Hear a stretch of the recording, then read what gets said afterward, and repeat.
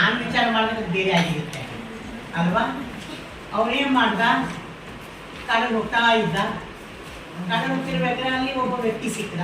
ಅವನು ನೋಡಿ, ಎಲ್ಲಿಗೆ ಹೋಗ್ತಿದ್ಯಪ್ಪ ಇಂಥ ದೊಡ್ಡ ಕಾಡಲ್ಲಿ, ನೋಡಿದ್ರೆ ಸಣ್ಣನಿದೆಯಾ ನಿಮ್ಗೆ, ಎಲ್ಲಿಗೆ ಹೋಗ್ತಿದ್ಯಾ ಅಂದಾಗ, ಇಲ್ಲ ಯಜಮಾನ್ರೆ ನಾನು ಕೆಲಸ ಹುಡ್ಕೊಂಡು ಹೋಗ್ತಾ ಇದ್ದೀನಿ ಅಂತ ಹೇಳಿದ.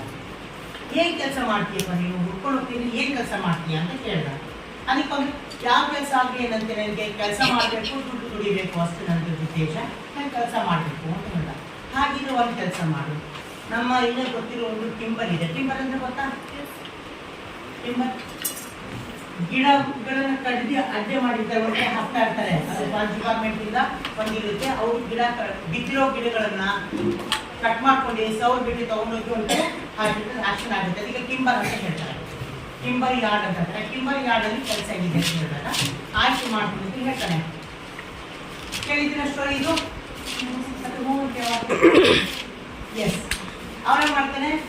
ಏನ್ ಕೆಲಸ ಮಾಡ್ಬೇಕು ಅಂತ ಏನಿಲ್ಲಪ್ಪ, ಬಿದ್ದಿರೋ ಮರಗಳನ್ನ ಕಟ್ಟ ಸೌರ್ ಬಿಟ್ಟು ತಗೊಂಡ್ಬಂದು ನಮ್ಮ ಯಾಡಿಗೆ ಹಾಕಬೇಕು ಅಷ್ಟೇ.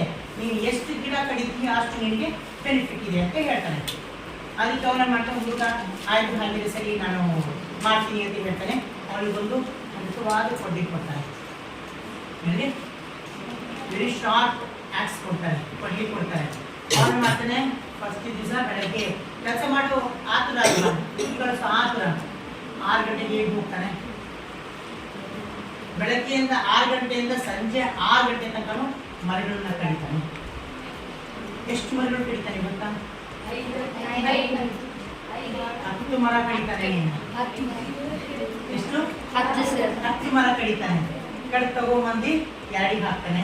ಅಯ್ಯೋ ಇಲ್ಲ, ನಾನು ಇನ್ನೂ ಜಾಸ್ತಿ ಕಡಿಬೇಕು ಅಥವಾ ಬಿಸಿಲು ಭಾಳ ಏರ್ತು, ನನಗೆ ಮಾಡೋಕ್ಕಾಗಲ್ಲ ಮಾಡ್ತಾನೆ.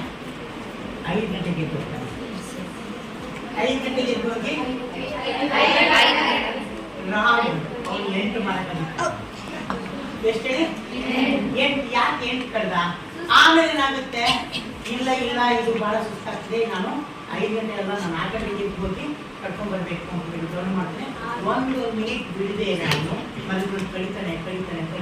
ಇಷ್ಟು ಕಡಿದು 5 ಕಡ್ದ. ಈಗ ಅವನು ಬೆಳಗ್ಗೆ 5 ಗಂಟೆಗೆ ಎದ್ದು ಆಮೇಲೆ 4 ಗಂಟೆಗೆ ಎದ್ದು ಕಡಿತಾ ಇದ್ದಾನೆ. 1 ನಿಮಿಷ ರೆಸ್ಟ್ ಕೊಟ್ಟಿಲ್ಲ. ಆಮೇಲೆ ಯಾಕೆ ಮರಗಳು ಕಡಿಮೆ ಕಡ್ದ ಅಂತ ಅವನಿಗೆ ಗೊತ್ತಾಗ್ತಿಲ್ಲ.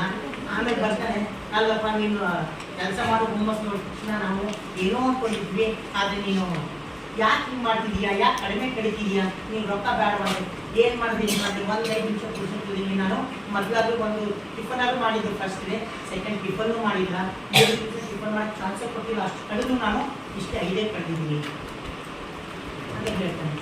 ಅದಕ್ಕೆ ಅವು ಯಜಮಾನ ಹೇಳ್ತಾನೆ, ಇಲ್ಲಪ್ಪ ನೀನು ಸ್ವಲ್ಪ ರೆಸ್ಟ್ ಕೊಟ್ಟು ಕಡಿಬೇಕಿತ್ತು. ರೆಸ್ಟ್ ಕೊಟ್ಟು ಕಡಿಬೇಕಿತ್ತ? ಮತ್ತೆ ರೆಸ್ಟ್ ಕೊಡ್ದೇನೆ ನಾನು 5 ಕಡ್ದಿದ್ದೀನಿ, ರೆಸ್ಟ್ ಕೊಟ್ಬಿಟ್ಟು 2 ಕಟ್ಕೊಂಡ್ಬಿಟ್ಟಿದ್ದೆ ನಾನು ಅಂತ ಹೇಳ್ತಾನೆ. ಇಲ್ಲ ಇಲ್ಲ, ರೆಸ್ಟ್ ಯಾಕೆ ಕೊಡಬೇಕು ಅಂದರೆ ನೀನು ಕೊಟ್ಟು ನಮ್ಮ ಮಸೀದು ಕೊಡಬೇಕಿತ್ತು. ನೀನು ಕೊಟ್ಟು ಮಸೀದು ಯಾಕೆ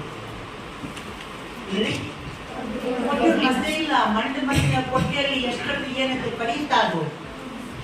ಅದೇ ಥರನೇ ನಮ್ಮ ಬ್ರೈನ್ ಶಾರ್ಪ್ ಆಗಬೇಕು ಅಂದರೆ ನಾವು ರೆಸ್ಟ್ ಕೊಡಬೇಕು, ಸಮ್ ಆ್ಯಕ್ಟಿವಿಟೀಸ್ ಮಾಡಬೇಕು. ಆ್ಯಕ್ಟಿವಿಟೀಸ್ ಮಾಡಿ ನಾವು ಮತ್ತೆ ಅಗೇನ್ ನಾವು ಓದೋ ಕೂತ್ಕೊಂಡ್ರೆ 100% ನಮ್ಮ ಮೆಮೊರಿ ಇಂಪ್ರೂವ್ ಆಗುತ್ತೆ.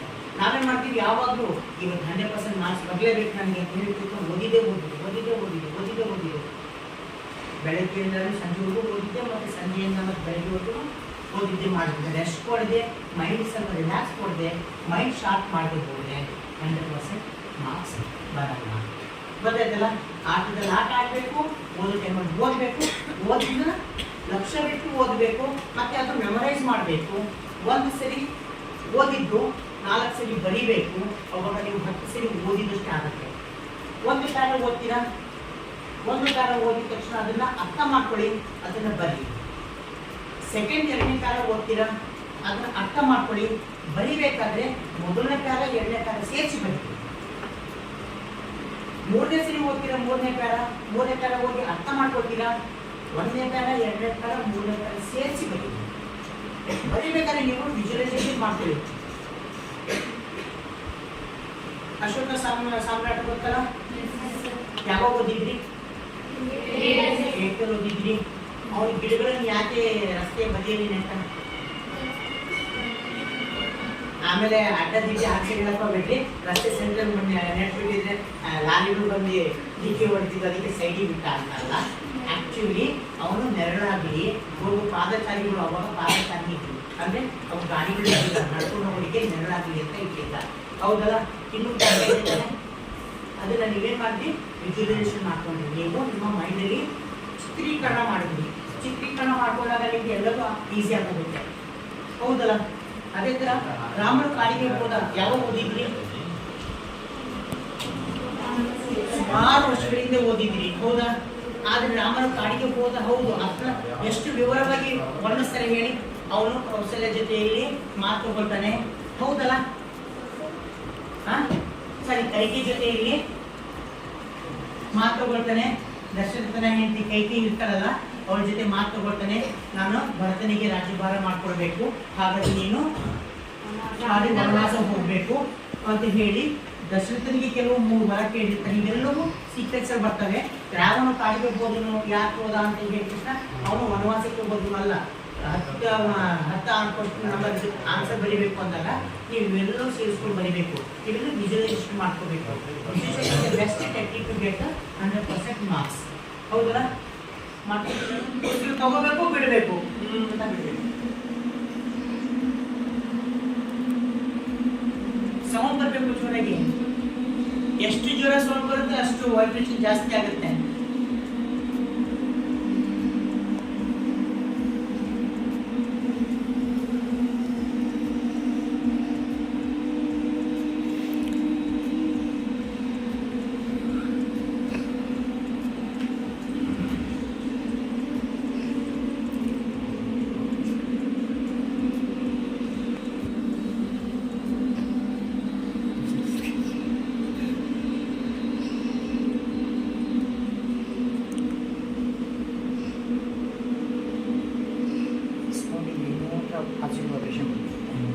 ಇನ್ನೂ ಜೋರು ಬರಬೇಕು, ಕಮ್ಮಿ ಮಾಡ್ತಾರೆ, ಜೋರು ಬರಬೇಕು.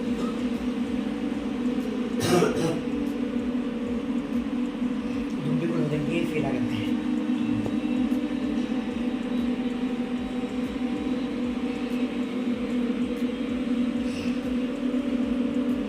S, stop. ಹೇಗನ್ಸಿದೆ? ಮೈಂಡ್ ಫ್ರೀ ಆಯಿತಾ? ನೀವು ಈಗ ಹೋಗಿ ಕೂತ್ಕೊಂಡು ಓದಿದ್ರು ಎಲ್ಲದೂ ಮೈಂಡ್ ಒಳಗೆ, ನಮ್ಮ ಸಬ್ಕಾನ್ಷಿಯಸ್ ಮೈಂಡ್ ಒಳಗೆ ಎಂಟ್ರಿ ಆಗೋದು. ಯಾವುದೇ ಕಾರಣಕ್ಕೂ ಅಲ್ಲಿಂದ ಹೋಗೋದು